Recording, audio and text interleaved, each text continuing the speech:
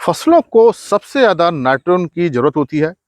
इसी कारण से हमको यूरिया ज़्यादा देना पड़ता है, डीएपी ज़्यादा देना पड़ता है और नाइट्रोजन पे बड़ा विशेष ध्यान रखना पड़ता है। नाइट्रोजन को लेकिन हम मिट्टी के अंदर ये सोचें कि हम इसका लेवल बढ़ा देंगे, बहुत ज़्यादा हम नाइट्रोजन कर देंगे, ऐसा संभव नहीं हो पाता है। नाइट्रोजन को हम चाहें कि हम इसे बढ़ा करके 200 किलो कर दें, 300 किलो कर दें और हम बहुत ज़्यादा यूरिया डालें, डीएपी डालें, तो हमारी मिट्टी के अंदर नाइट्रोजन बढ़ जाएगी और ये हमारी फसल के काम आएगी। ऐसा नहीं हो पाता है क्योंकि नाइट्रोजन के बहुत सारे रूप होते हैं, बहुत सारे इसके नुकसान होते हैं क्योंकि जो प्राकृतिक रूप से जो नाइट्रोजन का रूप है वो गैस है। तो जो प्रकृति में नाइट्रोजन पाई जाती है वो गैस के रूप में पाई जाती है जिसे हम N2 कहते हैं।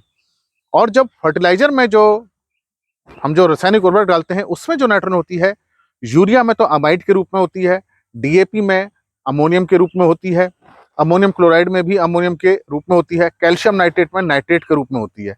तो मिट्टी में जब ये नाइट्रोजन जाती है तो ये या तो अमोनियम रूप में रहती है या नाइट्रेट रूप में रहती है।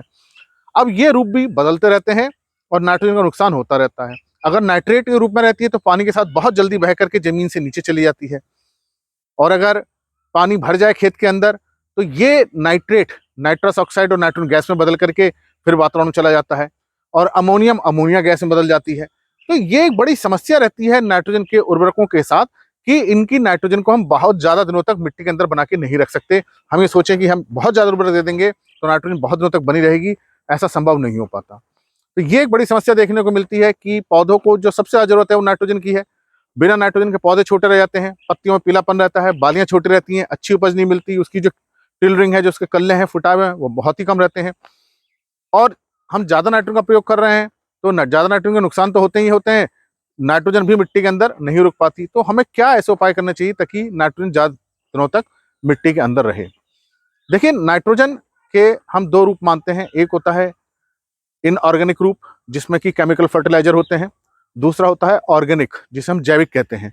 तो जो जैविक रूप में जो नाइट्रोजन होती है वो मिट्टी के अंदर काफी दिनों तक बनी रहती है। तो जो जैविक नाइट्रोजन होती है वो प्रोटीन के रूप में या एमिनो एसिड्स के रूप में पौधों के जो अवशेष हैं उसके रूप में रहती है। जो हमारी खाद है, गोबर की खाद है, कंपोस्ट है, उसके अंदर ये जैविक कार्बन के साथ नाइट्रोजन बनी रहती है, इसी को हम जैविक नाइट्रोजन कहते हैं। और इस नाइट्रोजन का ऑर्गेनिक नाइट्रोजन का इतनी जल्दी नुकसान नहीं होता है। और ये जैविक जो नाइट्रोजन धीरे धीरे धीरे अमोनियम और नाइट्रेट में बदलती रहती है और पौधों को मिलती रहती है। तो अगर हम अपने खेत के अंदर नाइट्रोजन को अच्छा रखना चाहते हैं तो जैविक पदार्थों को बढ़ाना चाहिए। जैविक पदार्थों के अंदर जैविक नाइट्रोजन रहेगी। तो आप अपने खेत में ज्यादा से ज्यादा हो सकता है जितना कंपोस्ट का प्रयोग करें, गोबर की खाद है, वर्मी कंपोस्ट है, फसल अवशेष जो होते हैं, जो उसके डंठल है, पत्तियों, उसके अंदर भी जैविक रूप में नाइट्रोजन रहती है। उसको रिसाइकिल करें, खेत से बाहर ना ले जाएं, उसको जलाएं नहीं। तो जितना आप ज्यादा रिसाइकिल करेंगे नाइट्रोजन जैविक रूप में आएगी। इसके साथ साथ हमें हरी खाद का प्रयोग करना चाहिए। हरी खाद से बहुत ज्यादा नाइट्रोजन मिलती है क्योंकि जो हरी खाद होती है जो दलहनी फसलों की है, जैसे ढैंचा है, काउपी है, मूंग है, उड़द है, इनकी जड़ों में बैक्टीरिया रहता है, राइजोबियम, जो वातावरण की नाइट्रोजन को लेकर उसको फिक्स करता रहता है। तो मिट्टी में बहुत ज्यादा नाइट्रोजन बढ़ती है। तो अगर हमें मिट्टी के अंदर नाइट्रोजन बढ़ानी है तो हमें जैविक रूप में बढ़ाना चाहिए नाइट्रोजन को। जो इसका और जो इनऑर्गेनिक रूप है, जो केमिकल फर्टिलाइजर वाला है, वो बहुत ज्यादा दिनों तक नहीं रुक पाता। हालांकि इसका रिस्पांस बहुत जल्दी आता है। केमिकल फर्टिलाइजर तुरंत नाइट्रोजन को शो कर देते हैं, तुरंत पानी में घोल देते हैं, अमोनियम नाइट्रेट मिल जाते हैं और डालने के बाद पौधों का रंग हरा हो जाता है, पौधों की लंबाई बढ़ती है। लेकिन ये असर कुछ ही दिनों तक रहता है और फिर इसके नुकसान होने शुरू हो जाते हैं। तो गैस में बदल जाती है, पानी के साथ बह जाती है। नाइट्रोजन लगातार मिलती रहे, हमारे मिट्टी के अंदर बनी रहे, ये तभी संभव है जब हम अपने खेत के अंदर जैविक पदार्थ बढ़ाएं।